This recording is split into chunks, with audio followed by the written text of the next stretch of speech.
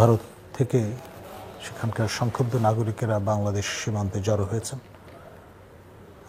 পশ্চিমবঙ্গেও একই রকমের ঘটনা ঘটেছে। সব মিলিয়ে যেটা আমরা প্রত্যাশা করি যে পিপল টু পিপল কন্ট্যাক্ট, সেটা অব্যাহত থাকা জরুরি দুই সৎ প্রতিবেশী রাষ্ট্রের মধ্যে। তার ঠিক উল্টো অবস্থা এখন বিরাজমান। সর্বশেষ যে আলুর চালান 27 ট্রাক, এটাই নাকি শেষ। এরপর আলু, পেঁয়াজ, অন্যান্য যে নিত্যপণ্য আমরা পেয়ে থাকি সরবরাহ ভারত থেকে সস্তায়, সেটি বন্ধ হবে এরকম একটা চিন্তা মাথায় রেখে কাইন্ড অফ লোকালাইজড স্যাংশন আরোপ করার একটা পলিসি আমাদের প্রতিবেশীরা পার্সু করতে চলেছেন। আর ভারতীয় মিডিয়া যে প্রচারণা, সোশ্যাল মিডিয়ামে, তারা প্রায় 35,000 সৈন্য সমাবেশ ঘটিয়েছেন আমাদের পূর্বাঞ্চলীয় সীমা রেখার কাছে, রামগড়, তারপর আগরতলা, এইসব সীমান্ত সন্নিহিত এলাকায় পিনাখা যে মিসাইল 70 কিলোমিটার রেঞ্জের, সেগুলো সংস্থাপন করা হয়েছে। এবং এমন বার্তা দেয়া হচ্ছে যে তারা সার্জিক্যাল স্ট্রাইকে যেতে পারেন। পাকিস্তানে একাধিকবার যে কাণ্ড আমরা দেখেছি ভারতের তরফ থেকে। একবারই এমনও বলা হচ্ছে যে শতাধিক লোকের তালিকা তারা তৈরি করেছেন, ইসরায়েলি কায়দায় অ্যাবডাক্টেড হওয়ার সম্ভাবনা আছে। সিলেক্টিভ কালিং যাকে বলে, তাও পার্সু করা হতে পারে। সব মিলিয়ে প্রচারণা পারদ একেবারে তুঙ্গে। এরকম একটি পটভূমিতে আমাদের মাননীয় প্রধান উপদেষ্টা Nobel laureate professor doctor Yunus, তিনি সর্বদলীয় বৈঠক আহ্বান করেছেন এবং জাতীয় ঐক্যের একটা প্রয়োজনীয়তা বিশেষ করে অনুভূত হচ্ছে এই বর্তমান পরিসরে। এবং এটাতে একটা ডিভিডেন্ড পাওয়ার আশা করছেন অন্তর্বর্তী সরকার এবং তার প্রধান। এককভাবে এই অন্তর্বর্তী সরকারের পক্ষে বর্তমান যে ক্রাইসিস, সেটি মোকাবেলা করা অসম্ভব, এই রিয়েলাইজেশনটা তাদের মধ্যে এসছে বলে মনে হচ্ছে। আর ইতিমধ্যে যে নির্বাচন কমিশনটি গঠিত হয়েছে, সেটা নিয়ে নানান রকমের সমালোচনা ইতিমধ্যে আমরা শুনেছি। তবে নির্বাচন যতক্ষণ পর্যন্ত তারিখ ঘোষিত না হচ্ছে, রোড ম্যাপ পরিষ্কার করে উন্মোচন করা না হচ্ছে, ততক্ষণ পর্যন্ত একটা ধোঁয়াশা কিন্তু থেকেই যাচ্ছে। এবং বর্তমান সরকার শেষ অবধি কী করবেন, কত পরে নির্বাচনের আয়োজন করবেন বা কত শীঘ্র তা ঘোষিত হবে, এই বিষয়গুলো নিয়ে একটা দোলাচল কিন্তু রয়েই গেছে। সব মিলিয়ে আমি আবারও বলবো যে পরিস্থিতিটা সুখপ্রদ নয়। So professor doctor Nazmul Hasan Khalil, আমি আপনার কাছে বুঝতে চাই যে ভারতই কেন এই অবস্থানে যাচ্ছে এবং বাংলাদেশি বা কেন এই প্রক্রিয়ার মধ্যে জড়িয়ে পড়তে হচ্ছে বাংলাদেশকে, যেখানে প্রফেসর মোহাম্মদ ইউনূসের মতো একজন গ্লোবাল আইকন সরকারের নেতৃত্ব দিচ্ছেন, যার প্রতি পশ্চিমা বিশ্বের একটা অকুণ্ঠ সমর্থন রয়েছে। দেশের মানুষ অভ্যুত্থানের মধ্য দিয়ে তাকে ক্ষমতায় বসিয়েছে। সেরকম একটা সরকার কেন এরকম একটা পরিস্থিতির মধ্যে পড়ছে? এবং বোঝাই যাচ্ছে, আমি সরকারের অনেকের সঙ্গে কথা বলে দেখেছি যে তারা আসলে অন্য যে বিষয়গুলো এখন দ্রুত অ্যাড্রেস করা দরকার, রাষ্ট্রের সমাজে অনেক রকমের সংকট আছে, অর্থনৈতিক, সামাজিক, রাজনৈতিক, সেগুলো বাদ দিয়ে তাদের এই কাজে ব্যস্ত থাকতে হচ্ছে। দেখুন, যে বিষয়টা এবং আমাদের দেশ, আপনি যখন ভারতীয় দিকের কথা উল্লেখ করেন, সেটা যেমন আছে, এবং ওই ফাঁদে পা দেবার জন্য আমাদের এখান থেকেও কিছু কিছু ব্যক্তিবর্গ বা গোষ্ঠী ইতিমধ্যেই বেশ সক্রিয় দেশের ভেতরে বাইরে থেকে, যারা এক ধরনের প্রভোকেশনে পা দিচ্ছেন অথবা রিয়্যাক্ট করছেন অথবা নিজেরা উস্কানি দিচ্ছেন, এক ধরনের উগ্রতার ভাবধারা জনমনে ছড়িয়ে দেবার চেষ্টা করছেন। দেখুন, ফ্ল্যাগের ইস্যুটাতে যদি আমরা আসি, আপনার আমাদের পতাকা পোড়ানো হয়েছে, এটা আমাদের ন্যাশনাল স্ট্যান্ডার্ড।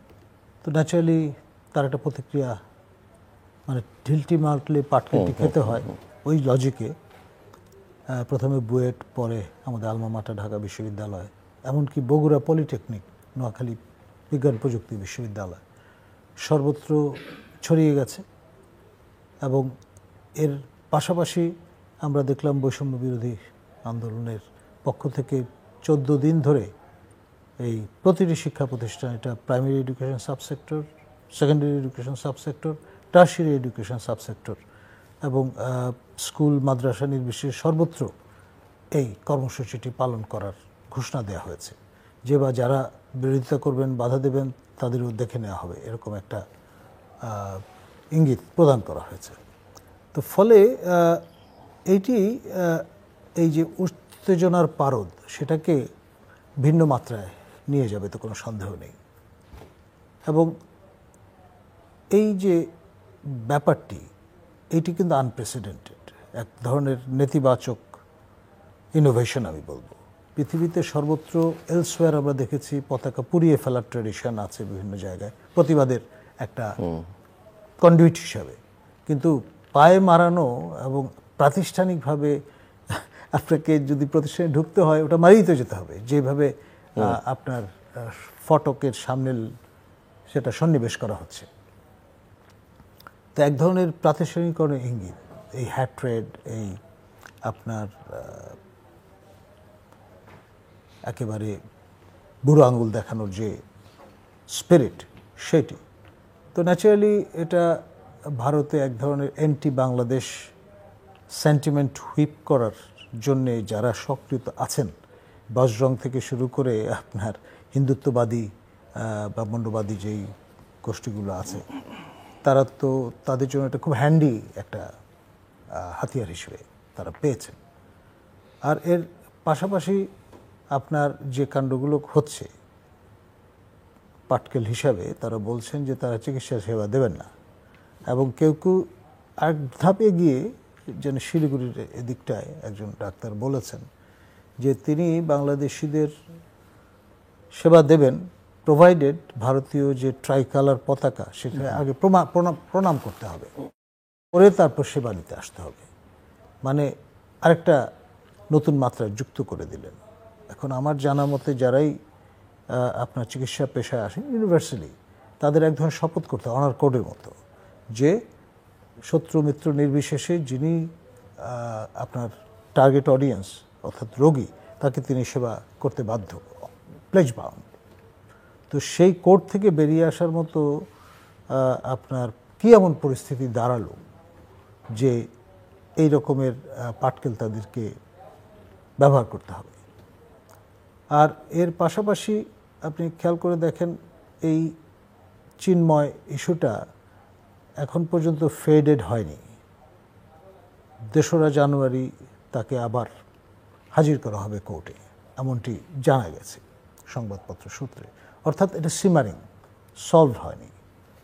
আপনার এর বিপক্ষে যত রকম ক্যারেক্টার অ্যাসিনেশন ধর্মী ফুটেজই আমরা ব্যবহার করি না কেন, কিংবা বলি না কেন যে তাকে ইসকন থেকে বহিষ্কার করা হয়েছে, কিন্তু as a human being, as an individual, তার যে আত্মপক্ষ সমর্থনের ব্যাপারটি, তারপর তার যে হিউম্যান রাইটস সেইটি আপহোল্ড করার ব্যাপারটি, সেই বিষয়গুলো নিয়ে আপনার কথা বলা শুরু করেছেন ভারতের তারা যারা সমবেথী আছেন। এবং এটা আন্তর্জাতিক পরিসরে একটা বাংলাদেশ বিরোধী সেটা কি বাংলাদেশে হচ্ছে না বলে আপনি মনে করেন?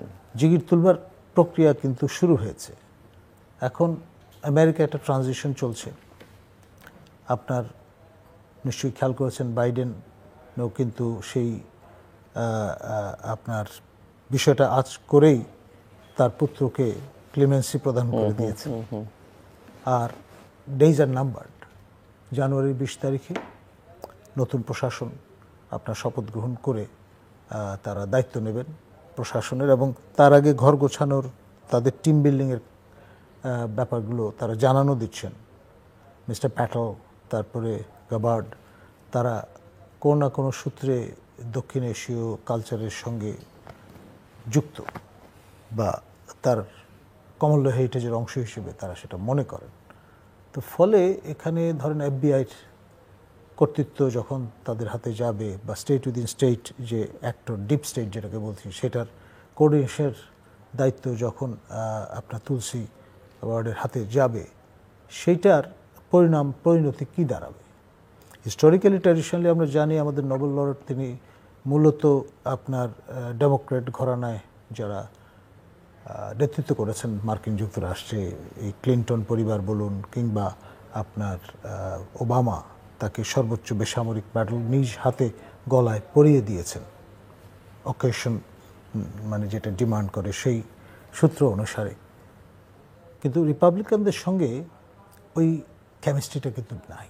আমরা যতই বলি আমাদের শফিক মহোদয় বলবার চেষ্টা করেন দুই পক্ষের সঙ্গে সমান হার্দ সম্পর্ক আছে, সেটা তো আমাদের অডিয়েন্সকে হয়তো আপনি কনজিউম করার জন্য বলছেন, বাট ইন রিয়ালিটি এটা ম্যাটার করে। কিন্তু মার্কিনিরা আমি যতটুকু চিনি জানি, আপনিও জানেন, আমার সহ আলোচক তিনিও ভালো করে জানেন, এতই কনজারভেটিভ তারা, যদি কোনো লোক না চেনে মার্কিন যুক্তরাষ্ট্রের মধ্যে এক শহর থেকে আরেক শহরে যায় না, তাদের পরিচিত লোকজন থাকতে হবে।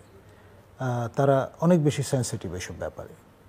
তো সেখানে ইডিওলজিক্যালি ভিন্ন ক্যাম্পে বিলং করেন, সেখানে আপনি তহবিল যৎকিঞ্চিত হলেও ইয়ানত দিয়েছেন, তো ফলে এই বিষয়গুলো ভুলে যাওয়ার মতো বিষয় নয়, সেটা কিন্তু কাজ করবে এবং সেটা ইতিমধ্যে একটা আবহ তৈরি করছে। মানে যেই প্রশাসন চলে যাবে, প্রফেসর মোহাম্মদ ইউনূস বলেছেন যে মানে সেটা মাথায় রেখে তিনি আবার বলেছেন যে অর্থনৈতিক সম্পর্কটা তো আমাদের অবশ্যই থাকবে এবং আমরা অব্যাহত রাখবো, মিউচুয়াল কারণেই থাকবে, কোনো সন্দেহ নেই।